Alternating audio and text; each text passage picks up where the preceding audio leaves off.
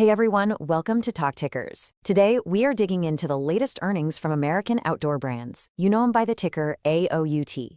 We're going to break down their Q2 results for fiscal 26. All right, so let's get right into it because this is a really interesting one. AO2's stock actually jumped over 5% after hours, but get this, their guidance for the future was negative. So what's going on here? Well, the market's reaction, it seems a little weird, right? But it actually tells a story of a company executing way better than anyone feared. We're going to unpack exactly why. So first up, let's just look at the raw numbers for Q2. This is really what got the ball rolling and surprised everyone.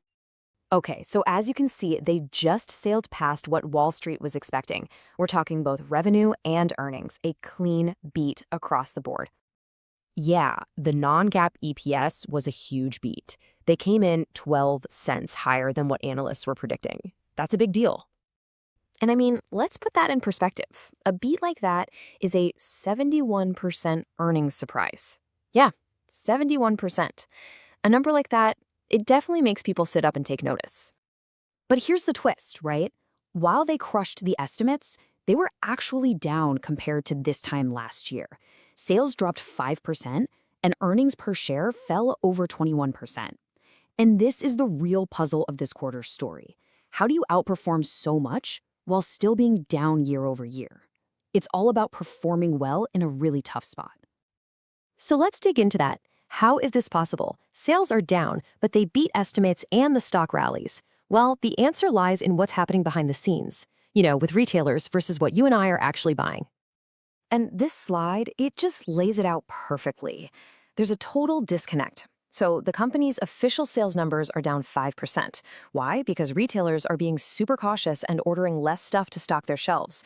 But, and this is the key, what we, the actual customers, are buying, that's up 4%. That tells you people really want their products. The demand is there. So what's driving that demand? It's all about innovation. Look at this. New products made up over 31% of their sales this quarter. That's huge.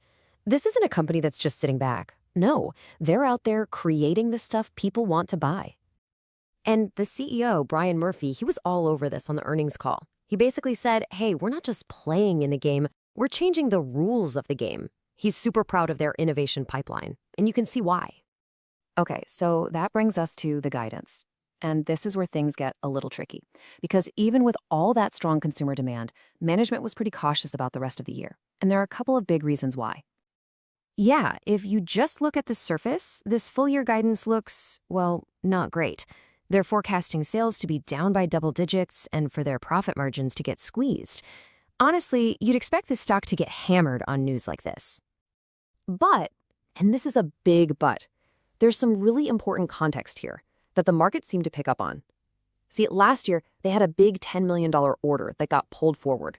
So it makes this year's numbers look worse than they actually are. If you adjust for that, the real sales decline is only around 5%. And that's a whole different story. So why the cautious guidance then? It comes back to this idea of channel destocking. It just means retailers are still trying to keep their warehouses from being too full, so they order less, even though customers are still buying. That's the gap we talked about earlier. The other big issue is tariffs, and it's kind of a delayed reaction. Think about it like this. The higher costs from tariffs got baked into their inventory a while ago, but it's only now that those costs are showing up on their official profit and loss statement, which squeezes their margins. Management thinks they can fix it, but it's gonna take time. We're probably not gonna see the full recovery until fiscal 2027. All right, so let's pull all this together. We've got a solid beat on earnings, we've got happy consumers buying their stuff, but we've also got this cautious guidance because of retailers and tariffs. So what do we make of all this? What's our take? First things first, let's look at the big picture. Even with all these challenges, AOT stock has absolutely crushed the S&P 500 over the last year. What does that tell you? It says investors are willing to look past the short-term headaches because they believe in the company's long-term story, especially that innovation engine we talked about. So what's the next move? Where could this go? Well, based on how well they're running the business, their rock-solid balance sheet, and something interesting the CEO said, we think there's a potential catalyst on the horizon.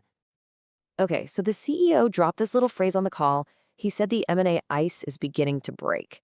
Now, AUT has zero debt, which is amazing. So here's our plausible, maybe a little outrageous idea. What if AUT goes out and buys a smaller family-owned brand, a smart tuck-in deal? If they pull that off, the market might suddenly see them in a whole new light, not just as a company that makes cool stuff, but as a really smart company that knows how to grow and allocate capital. That could cause a major re-rating of the stock. So with all that said, here's our official rating. Market perform.